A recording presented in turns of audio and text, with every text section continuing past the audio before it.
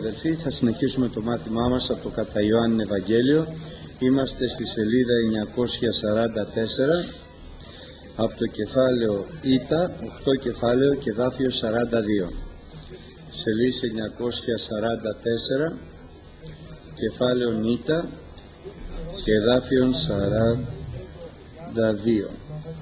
Είπε λοιπόν προς αυτούς ο Ιησούς: «Εάν ο Θεός ή το πατήρ σας, ή θέλετε αγαπά εμένα, διότι εγώ εκ του Θεού εξήλθον και έρχομαι, επειδή δεν ήλθον απ' εμαυτού, αλλά εκείνος με απέστειλε.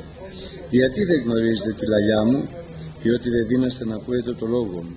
Σεις είστε εκ πατρός του διαβόλου, και τας επιθυμίας τους πατρός σας θέλετε να πράτετε. Εκείνος ή το απαρχής ανθρωποκτόνος, και δεν μένει εν τη αληθεία, διότι αλήθεια δεν υπάρχει εν αυτό. Όταν λαλεί το ψεύδος, εκ των ιδίων λαλεί, διότι είναι ψεύστης, και ο πατήρ αυτού του ψεύδους. Εγώ δε, διότι λέγω την αλήθεια, δεν με πιστεύετε. Τις από εσάς με ελέγχει περί αμαρτίας? Εάν δε αλήθειαν λέγω, γιατί εσείς δεν με πιστεύετε? Ώστις είναι εκ του Θεού, τους λόγους του Θεού ακούει. Δια τούτο εσείς δεν ακούετε, διότι εκ του Θεού δεν είστε. Απεκρίθησαν λοιπόν οι Ιουδαίοι και είπαν προς αυτόν: δεν λέγομεν εμείς, καλός, ότι Σαμαρίτης είσαι εσύ και δαιμόνιον έχεις? Απεκρίθη ο Ιησούς: εγώ δαιμόνιον δεν έχω, αλλά τιμώ τον πατέρα μου και εσείς με ατιμάζετε. Και εγώ δεν ζητώ τη δόξα μου, υπάρχει ο ζητών και ο κρίνων. Αληθώς, αληθώς σας λέγω, αν της φυλάξει το λόγο μου, θάνατον δεν θέλει η δι στον αιώνα.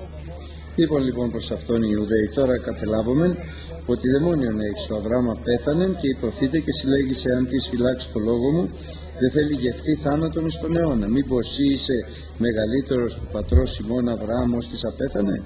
Και οι προφήτε απέθανον, τι να κάνεις τον εαυτό σου σε αυτόν? Απεκρίθη ο Ιησούς και είπε: εάν εγώ δοξάζω εμ' αυτόν, η δόξα μου είναι ουδέν.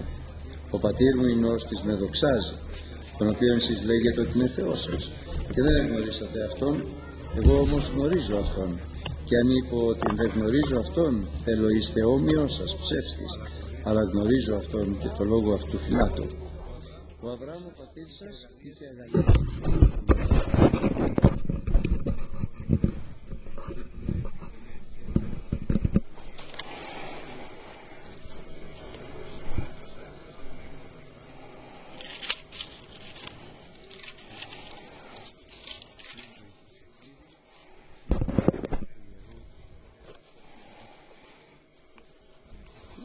Nous avons lu le livre de Saint Jean, chapitre 8, et à partir du verset 48 jusqu'à la fin. Ici, Jésus avait affaire avec les pharisiens qui n'acceptaient pas la parole de Dieu en eux. Ils pensaient qu'ils avaient comme Père Dieu, et que leur père était aussi Abraham, et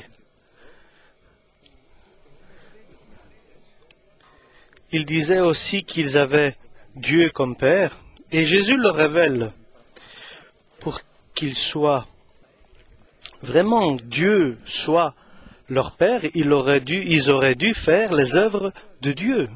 Et Ici, Jésus parle de quelque chose de réel. Et ainsi, dans ce monde-ci, les hommes ou bien sont des enfants de Dieu, ou bien, malheureusement, des enfants qui sont influencés par le diable. Et les conséquences, c'est que les enfants réels, véritables de Dieu, font les œuvres de Dieu, mettent en pratique la volonté de Dieu. Et les œuvres de Dieu, ils sont reconnaissables et ils proviennent de Dieu. Et bien sûr, tout cela provient de l'amour. Et tout ce qu'on accomplit, nous devons l'accomplir avec amour et charité. parce qu'il y a aussi un certain amour qui n'est pas de Dieu. Les pécheurs aiment les pécheurs avec leurs péchés. Ceux qui sont dans l'illégalité aiment ceux qui sont dans l'illégalité. Et nous allons voir dans l'épître de Jean que ça c'est l'amour et la charité. C'est d'avancer et de marcher dans ses commandements. Et en nous, il y a l'amour de Dieu qui règne par le Saint-Esprit. Et les enfants de Dieu marchent par le Saint-Esprit. Et tout est pur chez eux, et ils n'aiment pas l'obscurité. Mais les hommes, voyant la lumière venir, ils n'ont pas accepté la lumière parce que leurs œuvres étaient ténèbres, étaient mauvaises. Et Dieu ne peut pas renier sa parole qu'il a dite. Et les œuvres que nous faisons, ce sont des œuvres de foi. Nous le croyons et nous l'accomplissons. Parce que Dieu est compatissant et miséricordieux. Et les enfants de Dieu prouvent qu'ils sont des enfants de Dieu par leurs œuvres, par leur comportement. Et les enfants du diable révèlent qu'ils sont par leurs œuvres qu'ils font. Et Jésus nous a dit ici que un arbre qui est bon, ne peut faire que de bons produits, de bonnes récoltes, ne peut donner que de bons fruits. Et ici, il décrit une personne que nous ne connaissons pas si la parole nous le révèle pas, c'est-à-dire le diable. C'est celui qui accuse les frères, et il est aussi Satan qui est contre, et qui est contre les efforts de Dieu et les enfants de Dieu. Il est donc l'accusateur, et il est contre les enfants de Dieu. Et encore, les enfants du diable ont certaines caractéristiques. Ils critiquent, ils accusent, et ils jugent. Ils accusent, et ils sont contre, ils se rebellent contre la parole de Dieu.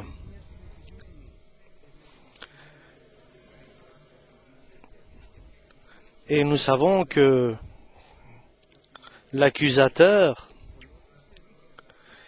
il a jeté de la boue sur cet homme, mais même si la boue retombe, la saleté reste. Et nous savons que Dieu nous purifie de toute cette saleté qui est jetée contre les enfants de Dieu. Et la parole nous dit, qui est celui qui accuse les élus de Dieu? C'est Dieu qui va les justifier. Donc la science des enfants du diable est de critiquer et d'accuser. Mais Dieu arrive et il vient justifier ses enfants par la grâce. Et alors, si en même temps quelqu'un dans cette épreuve reste dans l'humilité, Dieu va l'élever. Et s'il se met dans l'humilité devant Dieu. Donc nous ne devons pas avoir peur des critiques, des accusations, parce que nous savons qu'ils vont venir de toutes parts. Ils vont venir de chaque instant et de chaque direction, de chaque endroit, ils vont venir contre nous. Et derrière, bien sûr, ces accusations, c'est le diable et les démons qui pensent qu'ils vont détruire l'œuvre divine de Dieu. Et Dieu vient nous justifier Et bien sûr, nous nous humilions aussi, nous devenons petits pour que le Seigneur nous élève et nous le laissons faire à Dieu le travail. Oui, bien sûr que le diable peut trouver une accusation qui est fondée, bien sûr. Oui, il peut trouver une accusation qui est fondée parce que nous sommes dans des erreurs, dans des fautes dans notre vie. Et nous ne devons pas avoir peur de ces accusations de nos fautes parce que nous avons quelqu'un qui nous défend. Il y a quelqu'un qui nous accuse et il y a quelqu'un qui nous défend. Et il nous défend pas simplement avec des paroles, mais avec des actes et avec une œuvre unique. Sur la croix de Golgotha, il a versé son sang pour que soit couvert et pardonné chaque péché, chaque faute, chaque erreur, chaque transgression. Donc l'enfant de Dieu ne fait pas de combat, ne combat pas l'ennemi, il laisse cela à Jésus-Christ. C'est comme Jésus-Christ s'est donné à celui qui le juge justement. Et nous ne nous comportons pas comme le monde, comme les manières du monde. Nous nous comportons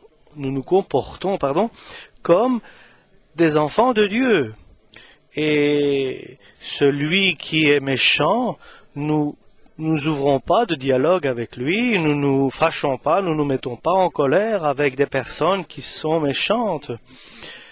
Et celui qui cherche sa justice ici, il va la perdre parce qu'il ne peut pas la trouver, il ne peut pas se justifier.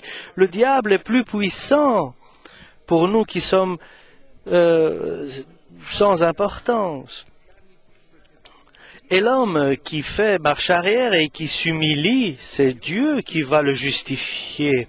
Et lorsqu'il est juste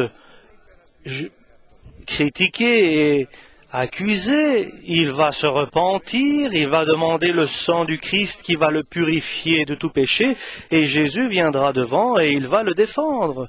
Personne ne peut nous accuser et nous condamner. Et cela, bien sûr, c'est l'œuvre du diable pour nous accuser et nous condamner. Et quelle est cette personne qui joue un grand rôle dans notre vie et dans l'œuvre du Seigneur? C'est le menteur, c'est celui qui est un assassin. C'est le père du mensonge. Allons voir qui était-il. C'est dans le livre d'Ézéchiel et il nous le décrit, la parole de Dieu, qui il était. C'est le chapitre 28.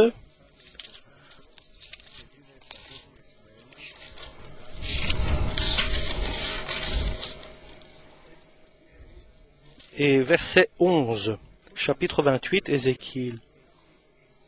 La parole de l'Éternel me fut adressée en ces mots. Fils de l'homme, prononce une complainte sur le roi de Tyr. Tu lui diras, ainsi parle le Seigneur de l'Éternel.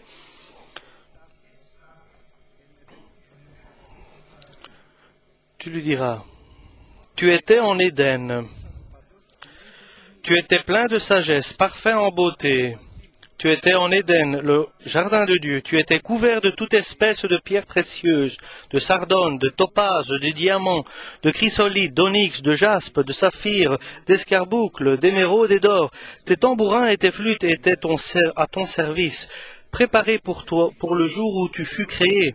Tu étais un chérubin protecteur, aux ailes déployées. Je t'avais placé et tu étais sur la sainte montagne de Dieu. Tu marchais au milieu des pierres étincelantes. Tu as été intègre dans tes voies, depuis le jour où tu fus créé, jusqu'à celui où l'iniquité a été trouvée chez toi, l'injustice a été trouvée chez toi. Par la grandeur de ton commerce, tu as été rempli de violence et tu as péché. Je te précipite de la montagne de Dieu et je te fais disparaître, chérubin protecteur. du milieu des pierres étincelantes. Ton cœur s'est élevé à cause de ta beauté. Tu as corrompu ta sagesse par ton éclat. Je te jette par terre.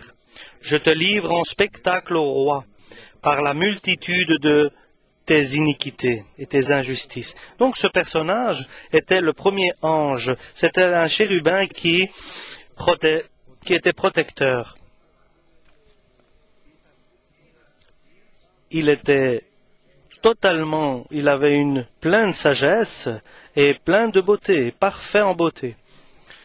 Lorsque Dieu créait, c'était la première créature qu'il a créée.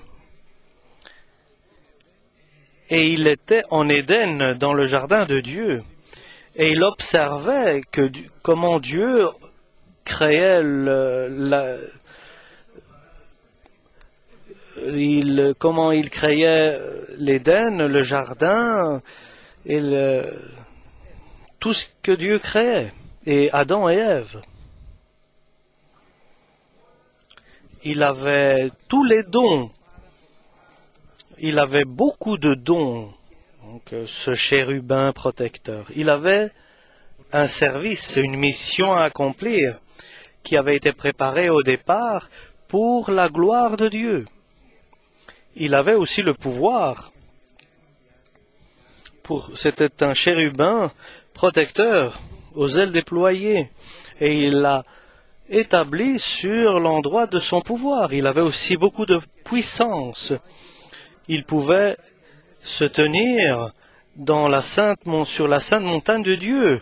Il était parfait dans ses voies depuis le jour où il fut créé.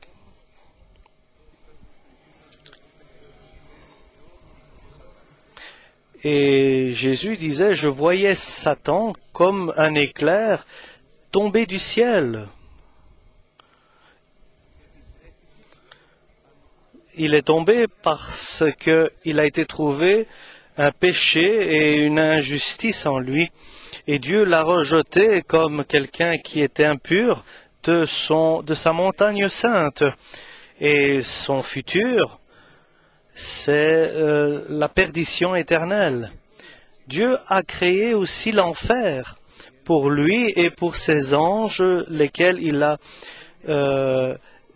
persuadés et influencés sur son chemin. Et quelle est la cause de sa grande chute? Nous allons voir au livre Ésaïe, chapitre 14, et verset 12.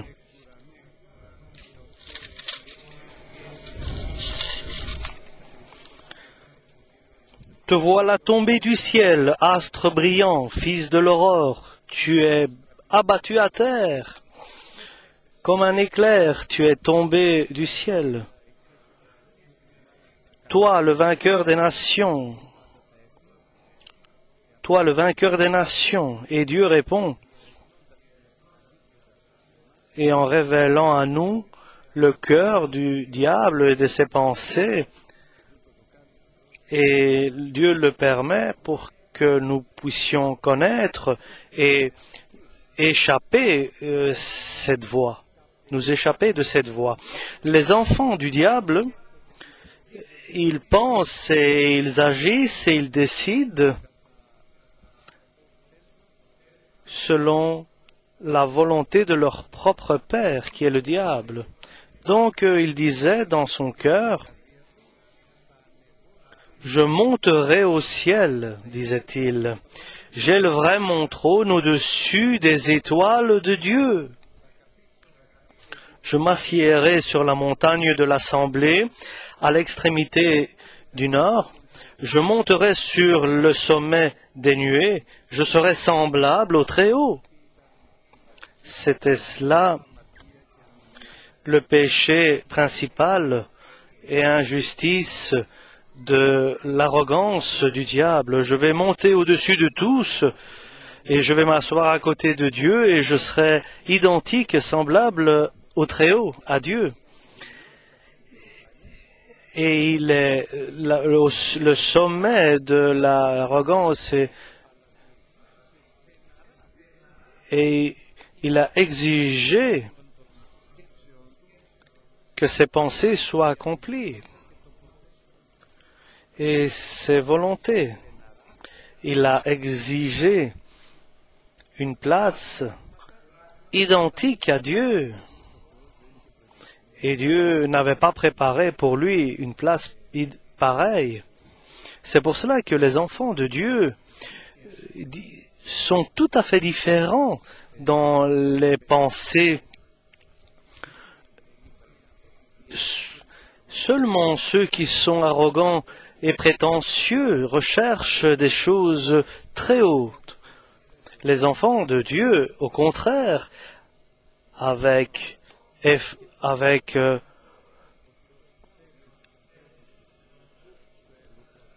des efforts, sont amenés à l'œuvre que le Seigneur a préparée. Et certains même disent je ne suis pas fait pour cette œuvre, trouve quelqu'un d'autre. C'est parce qu'ils sont dans l'humilité.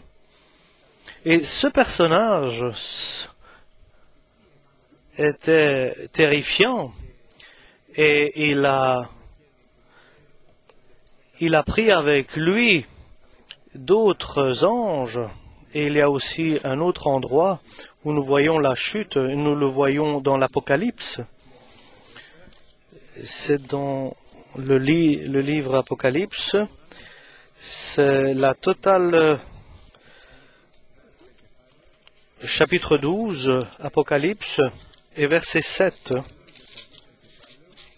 Chapitre 12, Apocalypse, et verset 7.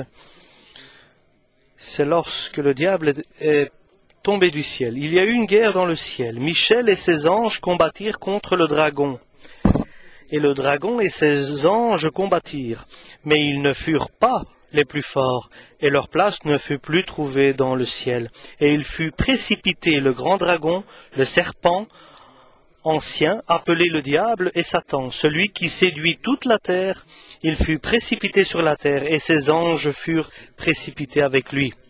Et j'entendis dans le ciel une voix forte qui disait, « Maintenant, le salut est arrivé, et la puissance et le règne de notre Dieu, et l'autorité de son Christ, car il a été précipité, l'accusateur de nos frères, celui qui les accusait devant notre Dieu, jour et nuit. »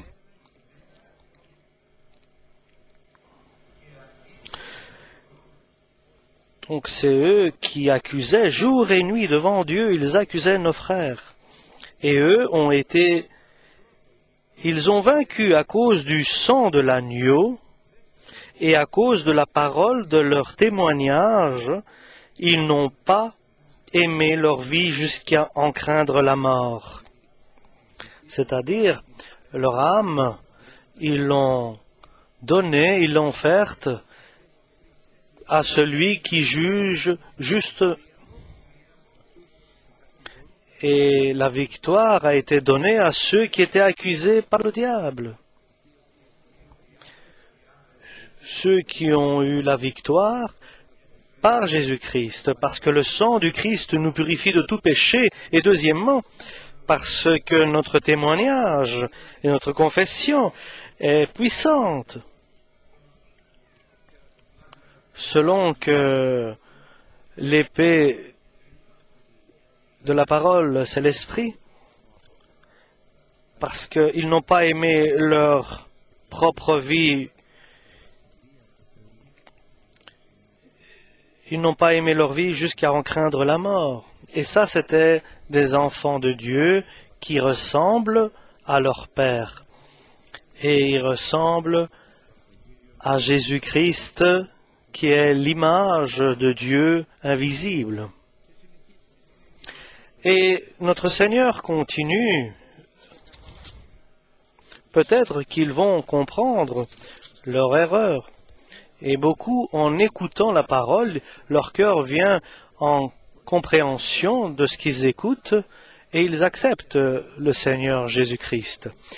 Et à un moment, une parole va les toucher et il va faire mourir leur ego et ils vont s'approcher de Jésus et de Dieu.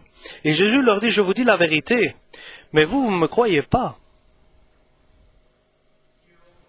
Et pourtant, personne parmi vous ne peut m'accuser de péché.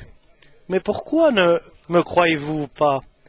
Puisque moi je vous dis la vérité. Donc il fait une comparaison, la vérité avec le péché. Celui qui a une vie sainte, dans la présence de Dieu, et en vérité dans l'amour de Dieu, craint Dieu et il est sous la lumière de Dieu et il ne peut pas mentir parce que Dieu est son Père et c'est le Dieu de vérité.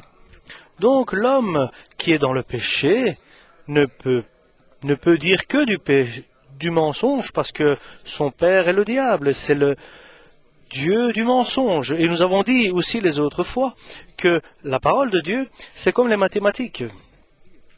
Ça veut dire que 1 plus 1 font 2. C'est une logique, une adoration logique. Et elle s'adresse à des êtres logiques et encore plus à des personnes qui sont remplies de sagesse et d'intelligence, qui comprennent et reconnaissent le parfait de la parole de Dieu.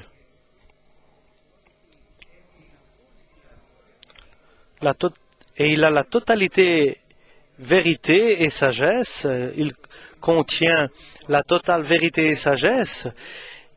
Et c'est la parole qui révèle la volonté de Dieu et la totale intelligence. Ce qui veut dire comment nous allons mettre en pratique les valeurs de Dieu et les volontés de Dieu. Ou bien tu seras dans la lumière, dans la vérité, dans l'amour, dans la patience, dans la bonté, et loin de ce monde, et tolérant. Ou bien tu seras dans le mensonge, dans l'obscurité, dans la transgression, dans l'illégalité et dans Et c'est-à-dire, les paroles de Dieu sont transformées, sont différentes. Tu dis quelque chose et il insinue que tu as dit autre chose. Et il essaie de te faire dire des choses que tu ne penses pas ou que tu ne dis pas. Et ça, c'est la ruse du diable. Mais notre Seigneur, avec simplicité, il met au clair toutes choses et il veut être compris de tout le monde. Il dit les choses simplement et pour qu'il soit compréhensible. Il y a dans la parole, il y a de la philosophie humaine, mais dans la parole de Dieu, il y a de la simplicité divine. Pourquoi ne me croyez-vous pas? Parce que personne ne peut me juger et m'accuser pour une transgression. Vous ne m'écoutez pas parce que vous n'êtes pas de Dieu. Voilà une grande encore différence et séparation. Celui qui est de Dieu, il entend, il accepte, il cherche, et les paroles de Dieu se reposent en lui. Et il se sent bien. Celui qui n'est pas de Dieu, dont le cœur a autre chose en lui, c'est celui qui se rebelle, qui refuse les paroles de Dieu parce qu'il n'est pas de Dieu. Et Jésus-Christ nous l'a bien expliqué, que mes brebis sont ceux qui entendent ma voix et me suivent et me reconnaissent, et moi je les reconnais, et je les appelle par leur nom un par un, une par une. Mes agneaux mes brebis. Et il donne cet exemple merveilleux dans la vie unique de l'homme. C'est comme un berger qui a son troupeau. Donc le troupeau n'entend pas une voix d'un autre berger, mais seulement leur berger. Et ils reconnaissent l'appel du berger. Et là où va le berger, ils suivent le berger. Les moutons, les brebis, les agneaux suivent leur berger. Mais les boucs ne suivent pas le berger. Et seulement ceux qui sont de Dieu, ce sont eux qui acceptent la parole de Dieu. Et c'est pour cela qu'il continue vers les Israéliens, qui étaient le peuple de Dieu. Et ça, c'est la tragédie. C'était le peuple de Dieu, lequel Dieu avait établi et auquel il avait donné sa parole avec les 10 commandements, avec Moïse. Il a agi prodigieusement, merveilleusement avec Moïse et avec Jacob avant Moïse. Et les paroles de Dieu sont cachées, parce que ceux qui ne sont pas de Dieu ne peuvent pas comprendre, ne peuvent pas suivre. Et la parole de Dieu nous explique cette parole qui est unique, qui est la vérité, la totale vérité, dans laquelle sont cachés tous les trésors de la connaissance et de la sagesse, et par lesquels peuvent être répondues toutes les questions et tous les doutes à l'homme. Pourquoi ceux qui ne sont pas de Dieu ne comprennent pas la parole de Dieu et n'acceptent pas cette parole? L'apôtre Paul nous dit, Jésus-Christ lui-même dit que l'évangile est caché. Est caché pour ceux qui ont pris le chemin vers l'enfer et qui sont guidés et qui sont dirigés par leur père qui est le diable. Pour ces personnes-là, la parole de Dieu est cachée sous un voile. Et ils se dirigent vers l'enfer qui est préparé pour le diable et pour ses anges. Et Dieu n'a pas fait l'enfer pour les hommes, mais il a préparé l'enfer pour le diable et ses anges. Mais le diable réussit à détourner, à influencer certaines personnes, à les détourner du droit chemin. Et l'évangile est caché à ceux qui sont pour la perdition. Pourquoi?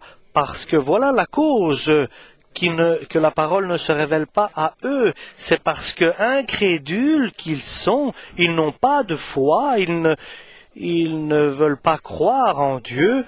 Le prince de ce monde-ci, et ce monde a choisi son prince qui est le diable, et il a aveuglé l'esprit de ces gens pour qu'ils ne puissent pas comprendre l'évangile du Christ.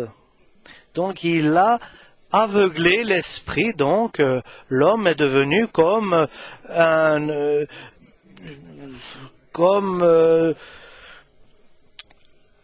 une chose inerte. Et ça, c'est ce qui se produit lorsque l'esprit de l'homme est aveuglé. Il devient une nature morte. Et ils sont influencés par le mensonge et les ruses du diable.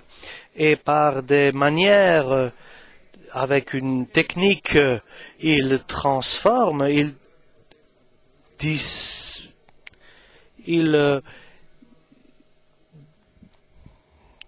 transforment les paroles de Dieu. Ils les disent et vous n'acceptez pas la parole, et la parole de Dieu n'a pas de place en vous, ne trouve pas de place en vous, parce que vous n'êtes pas de Dieu. C'est pour cela que cette parole ne trouve pas de place en vous. Et ils distorsionnent la parole de Dieu lorsqu'ils l'entendent. Aujourd'hui, si tu entends la voix du Saint-Esprit, nous dit Jésus-Christ, qui bien sûr nous met devant notre vie, devant ce que nous avons accompli, n'endurcis pas ton cœur lorsque tu es repris par Jésus-Christ, lorsque on te fait un reproche, par exemple, pour quoi que ce soit, n'endurcis pas ton cœur. Et en toi, tu as peut-être une certitude que tu as la vérité. Ne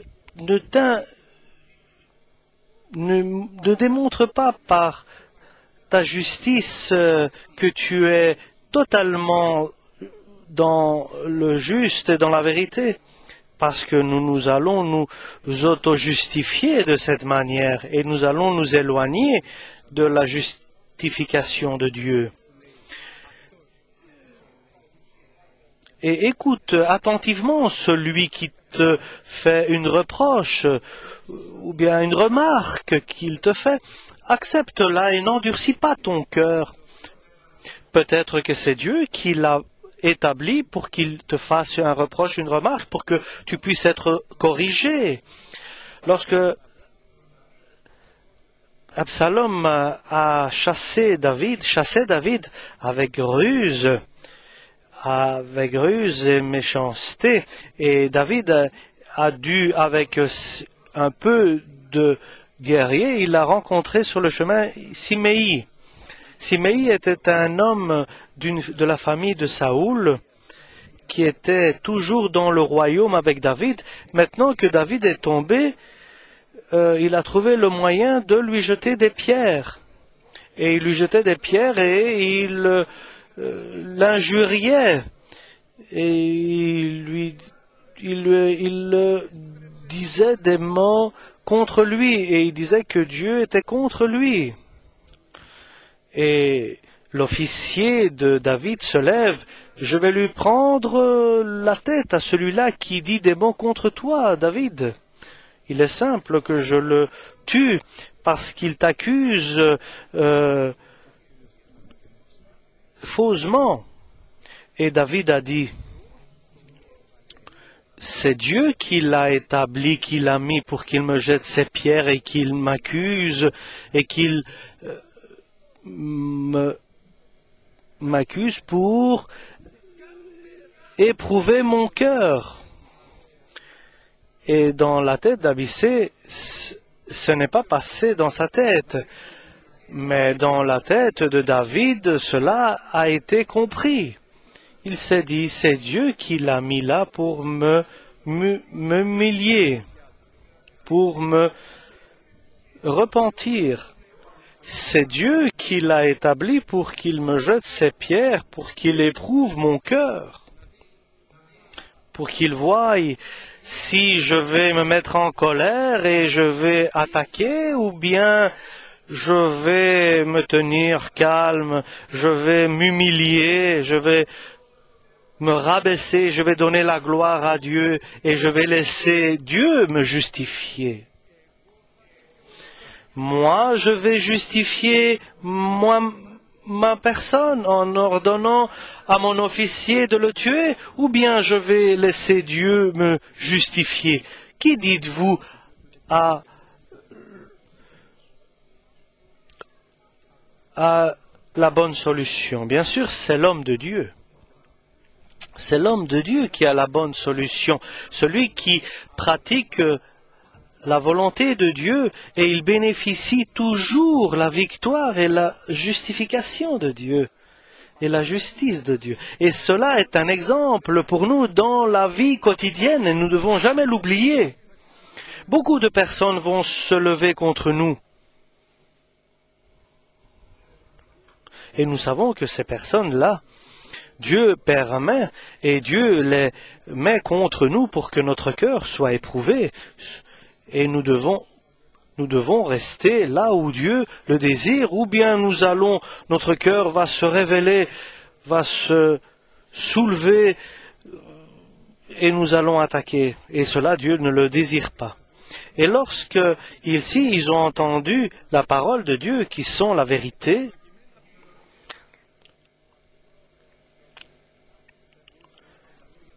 et comment les paroles de Dieu, de Jésus, pourraient être-ils différents?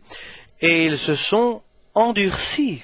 Leur cœur s'est endurci à ceux qui entendaient la parole de Dieu.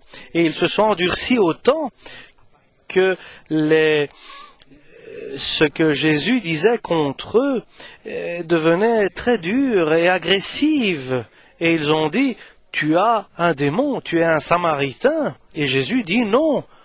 Et là, il leur dit bien sûr avec humilité, non, je n'ai pas de démon en moi, dit Jésus. J'honore mon Père, disait Jésus. Et ça, c'est mon œuvre, dit Jésus, c'est d'honorer mon Père et de ne pas demander ma propre gloire, mais la gloire du Père éternel. Et vous me jugez, vous m'accusez.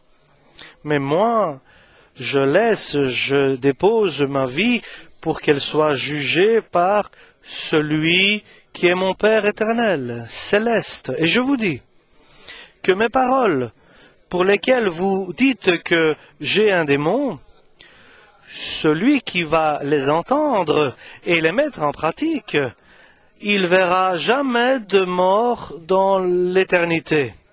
Et imaginez où les Israéliens sont arrivés, les hommes de Dieu, qu'ils disent que les paroles de Dieu, les paroles de Jésus qui donnent la vie éternelle, qu'ils disent cela par un esprit mauvais. Et lorsqu'ils ont entendu cela, que Jésus disait que celui qui entend mes paroles ne mourra jamais pour l'éternité, et ils étaient aveuglés. Ils ne comprenaient pas ces paroles de Jésus. Et à cause de leur incrédulité, ils ne pouvaient pas comprendre ce que disait Jésus-Christ, notre Seigneur, pour la vie. Abraham, notre Père, leur disait-il, sont morts et tous les prophètes. Et toi tu dis que celui qui entend tes paroles ne mourra jamais. Qu'est-ce que c'est ça? Ils n'ont pas compris que Abraham et les prophètes sont morts. Et là, ailleurs, Jésus explique de quelle mort il parle. Jésus a dit, je suis le Dieu d'Abraham, d'Isaac et de Jacob. Dieu a dit, je suis le Dieu d'Abraham, d'Isaac et de Jacob. C'est un Dieu, pas de mort, mais de vivant. Et cette vie qui est de 60, 70, 80 ans, il ne parle pas de cette vie-là ici, parce que c'est une vie qui passe. Mais il parle de la vie qui ne termine jamais, qui est l'éternité, qui est dans les siècles des siècles. De cette vie-là, il parle, bien sûr. Celui qui garde ses paroles, mes paroles, qui entend mes paroles, qui les comprend, qui les croit et qui les accepte et qui les qui les met en pratique dans sa vie, il ne verra jamais de mort dans sa vie. Éternelle, j'entends. Pas sur la terre. Bien sûr, ils n'ont pas compris le sens qui était spirituel. Et ils se sont mis en colère encore plus, et en disant, qui de toi tu glorifies ta propre personne par tes paroles, lui ont dit les Israéliens. Et à chaque remarque qu'ils faisaient était erronée. Et le Seigneur leur disait la vérité. Si moi, dit le Seigneur, si je glorifie moi-même, ma gloire ne serait vaine, sans valeur. Mais la vérité, c'est que mon Père est celui qui me glorifie. lequel vous dites qu'il est votre Dieu, mais vous ne le connaissez pas. Moi, par contre, je le connais, et si je disais que je ne le connais pas,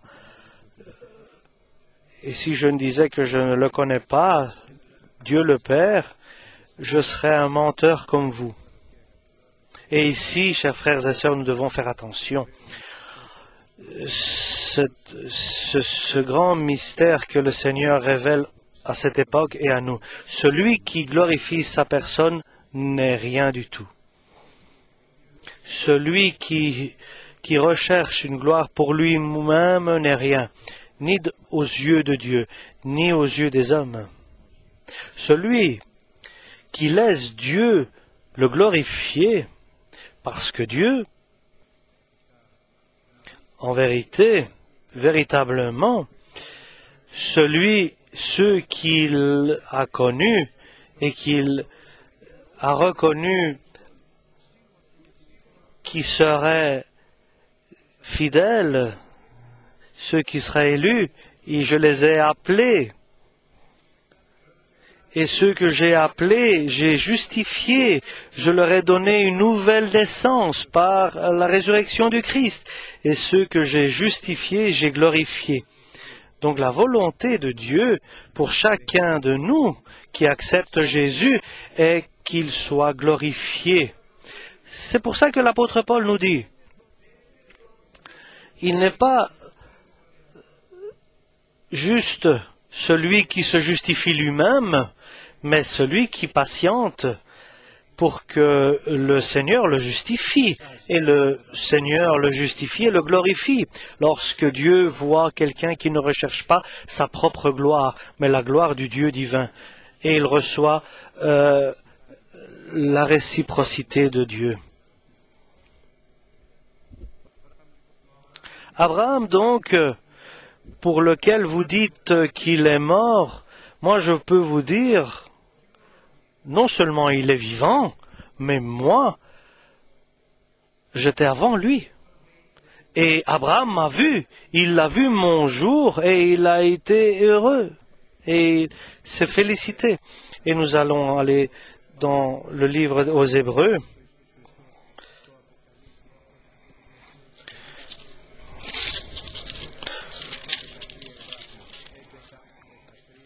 Chapitre 11 et verset 13 aux Hébreux.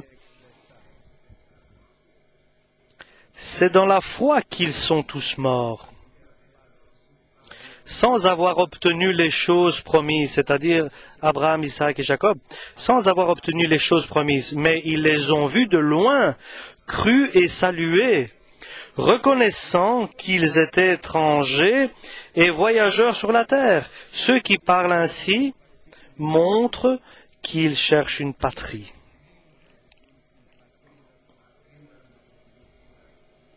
La véritable patrie.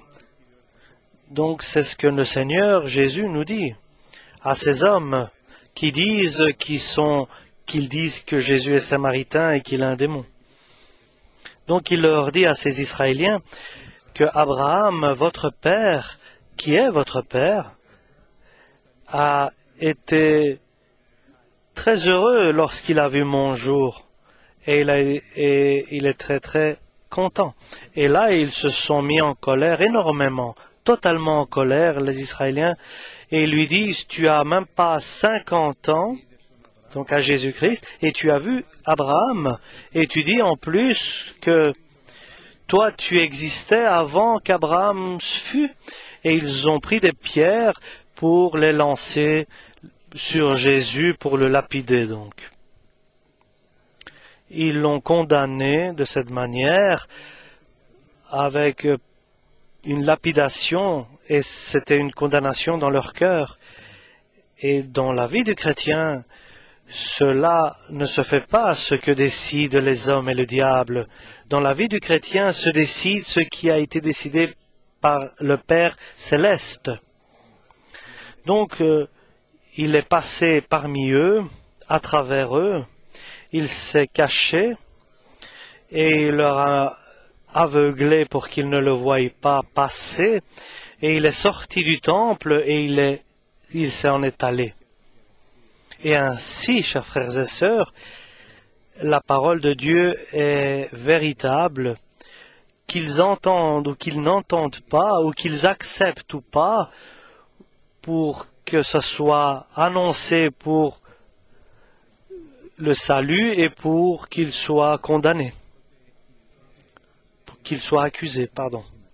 Et ces paroles que nous avons entendues aujourd'hui ont entendu et leur cœur s'est endurci et ils ne se sont pas repentis, ils se sont mis en colère, ils sont devenus méchants et ils ont condamné et ils ont voulu tuer et lapider Jésus-Christ. Bien sûr, ils n'ont pas réussi de faire leurs actes. Et bien sûr, nous acceptons les paroles de Jésus-Christ. Et ils s'accomplissent ce que nous avons lu au chapitre 8 de l'Évangile selon Saint Jean. Oui.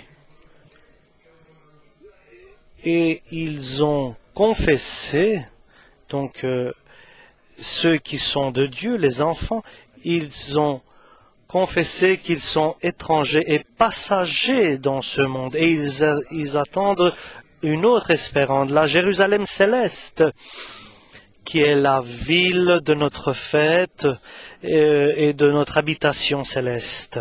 Amen.